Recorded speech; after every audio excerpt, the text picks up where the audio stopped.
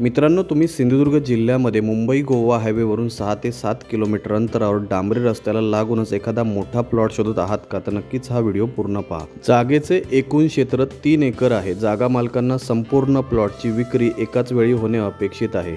एक मालकी 7/12 clear title अशी ही प्रॉपर्टी आहे।